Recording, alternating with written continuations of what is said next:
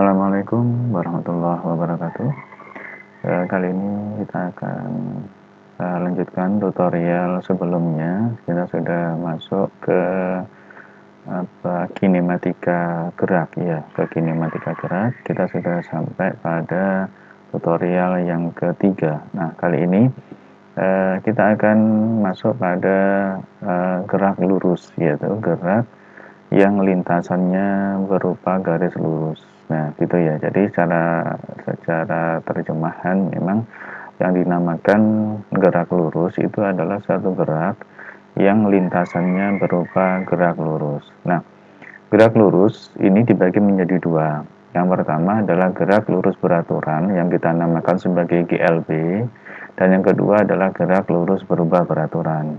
Ya, namun pada tutorial kali ini kita akan bahas satu bagian saja, yaitu gerak lurus beraturan. Nah, kita coba lihat ada sebuah mobil mainan ini ya. Kita perhatikan sebuah mobil mainan berangkat dari titik keberangkatan ini ya. Dia bergerak lurus. Ya, kita lihat pada animasi ini tidak ada perubahan kecepatan yang tampak pada gerakan mobil ini. Nah, jadi intinya apa? Bahwa kecepatan mobil pada saat melintasi jalan ini dia dianggap tetap.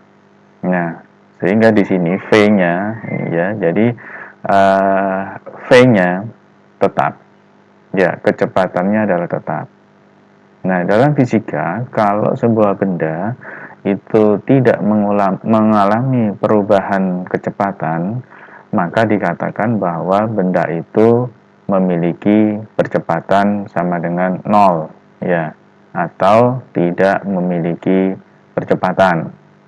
Nah, itu arti dari kecepatan tetap. Nah, ciri dari gerak lurus beraturan, jadi ada dua hal ini tentunya ya. Benda itu bergerak dengan kecepatan tetap atau percepatannya sama dengan 0. Ini adalah cirinya gitu.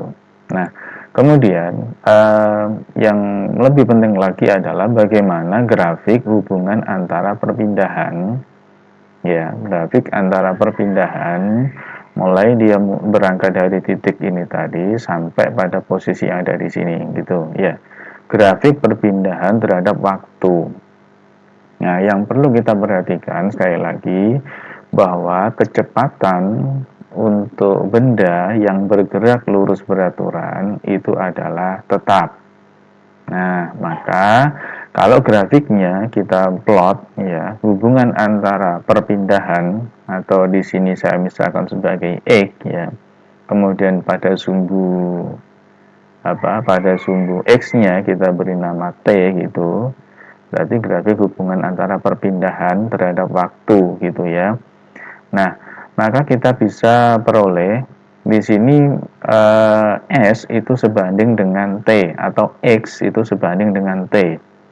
Ya, jarak atau perpindahan itu sebanding dengan T, di mana semakin bertambahnya waktu ya, dari T1, T2, T3 semakin besar, maka S-nya juga semakin besar. Nah, kenapa seperti ini? Karena kecepatannya tetap.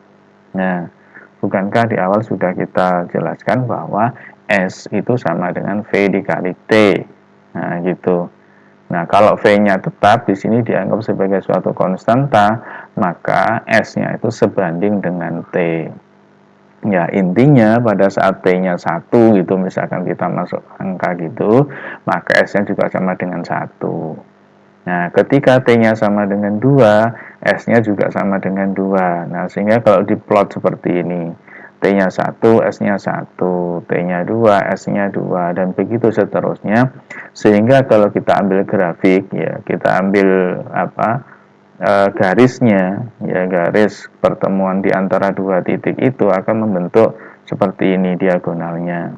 Nah, di mana di antara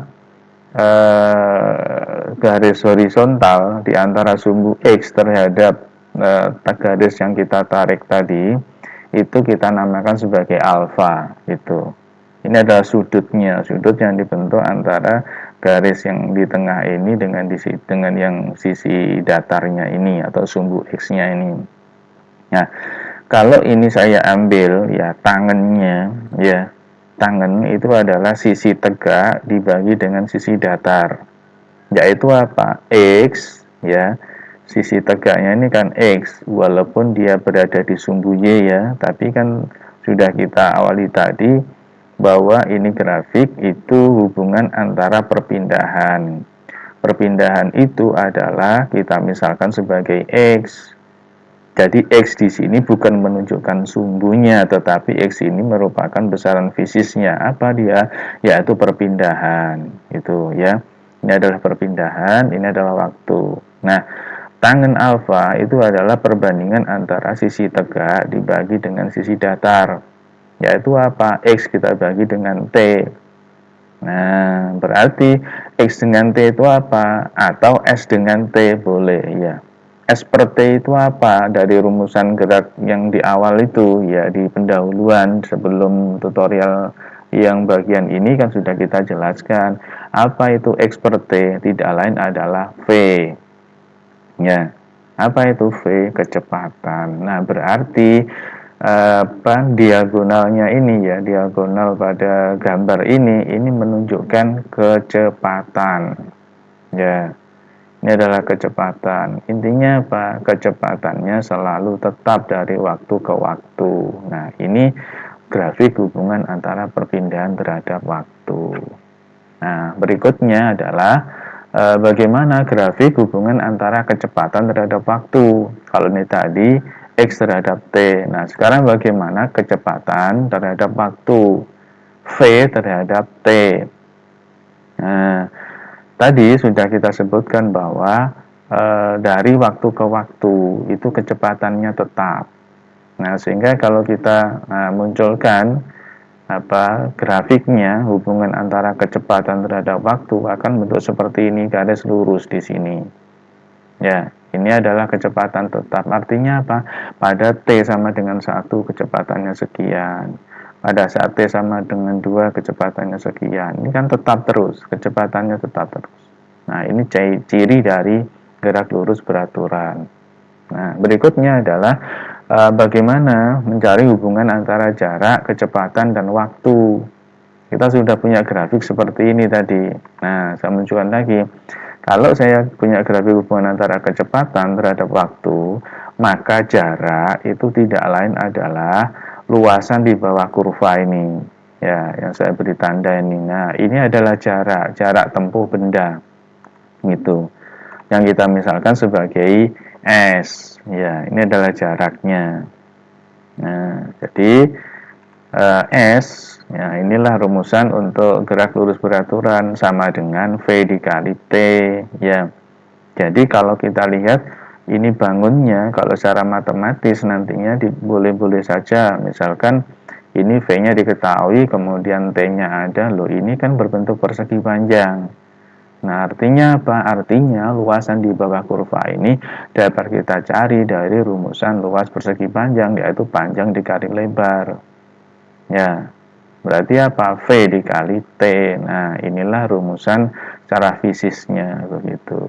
Nah, di mana S-nya adalah jarak yang ditempuh benda itu dalam satuan meter, kemudian V-nya, ya V-nya ini adalah kecepatan dalam satuan meter per sekon. Dan T adalah waktu tempuhnya, ya waktu tempuh benda selama bergerak itu. Nah, jadi demikian sekilas tentang gerak lurus beraturan. Nah, bagaimana tentang contoh-contoh soalnya, kita ketemu lagi dengan tutorial berikutnya. Tetap semangat untuk belajar, jangan lupa untuk like, komen, dan subscribe-nya. Assalamualaikum warahmatullahi wabarakatuh.